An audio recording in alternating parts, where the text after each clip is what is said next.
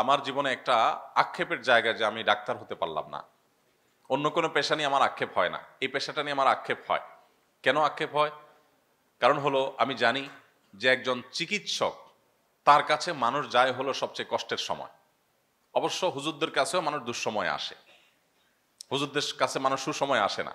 অনেক তরুণ আমার কাছে আসে, ভাই একটা চাকরি দিয়ে দেন, আপনার সাথে অনেক বড় লোকের পরিচয় আছে, আপনার অনেক ভক্ত আছে, ভাই ব্যবসায়ী আছে, আমার একটা চাকরি দিয়ে দেন। তো আমি তরুণকে বোঝানোর চেষ্টা করি, ভাইরে আমাদের কাছে ব্যবসায়ীরা ধরা খাওয়ার আগে আসে না। ব্যবসা যখন লাটে উঠে, যখন রাস্তা বসার উপক্রম হয়, এবার আসে হুজুর দোয়া দরুদ কিছু আছে কিনা একটু দেন। আর যখন সুদিন থাকে তখন কাউকে খুঁজে পাওয়া যায় না। পলিটিশিয়ানদের অবস্থা এর ব্যতিক্রম না, একই রকম।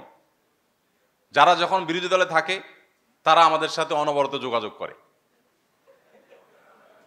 ভাই একটু দোয়া দরুদ শিখাই দেন, মামলা চলতেছে, পালায় আসি, কিভাবে চলবো, কিভাবে বাঁচবো, কিভাবে আল্লাহ উদ্ধার করবে, কিভাবে আল্লাহ সরকারের হেদায়েত দিবে, কিভাবে জালিমদের হাত থেকে মুক্তি পাবো, আমল শিখাই দেন, দোয়া শিখাই দেন। রিয়েল ফ্যাক্ট বলতেছি আমি, অনবরত। যারা যখন ক্ষমতায় থাকে তারা হুজুরদের ধারে কাছে, হুজুরদের গোনার সময় তাদের নাই, কিন্তু ক্ষমতাতে না আমার পরপরই শুরু হয়ে যায় যোগাযোগ, যে হুজুর এখন কি করা যায়, দিনকাল তো খারাপ। তো আসলে দুই শ্রেণীর মানুষ, ডাক্তাররা আর হুজুররা, এই দুই শ্রেণীর মানুষের কাছে মানুষ আসে হলো দুর্দিনে, কষ্টের সময়। আমাদের ইঞ্জিনিয়ার সাহেবদের কাছে মানুষ যায় হলো সুসময়, পকেট ভর্তি টাকা আছে, সুখের একটা বাড়ি করবে, ইঞ্জিনিয়ার সাহেব একটু কিছু করে দেন। কিন্তু আপনাদের কাছে মানুষ আসে চরম কষ্টের সময়। আপনারা চাইলে আল্লাহ তাআলাকে সন্তুষ্ট করা আপনাদের জন্য যত সহজ, অন্য অনেক শ্রেণী পেশা মানুষের জন্য কিন্তু এতটা সহজ না। শুধু একটু মুখের হাসি, একটু আপনাদের আন্তরিকতা, একটু আপনাদের স্নেহ মমতা। আমি জানি এই নসিহত লম্বা লম্বা করা এটা সহজ কাজ, ইমপ্লিমেন্ট অনেক কঠিন। আমি জানি আপনাদের কাজটা অনেক কঠিন, কারণ মাঝে মধ্যে আমি নিজেও তো পেশেন্ট হয়ে যাই, দেখি যে আমাদের দেশে মানুষ, গ্রামের মানুষ, এমনকি শহরের মানুষও এত বেবুঝা, এত সহজ সরল, যে ডাক্তার সাহেবদেরকে এত বিরক্ত করে, একই জিনিস বারবার বারবার করে বলছে, কোনো শৃঙ্খলা মানছে না, ঢুকে যাচ্ছে।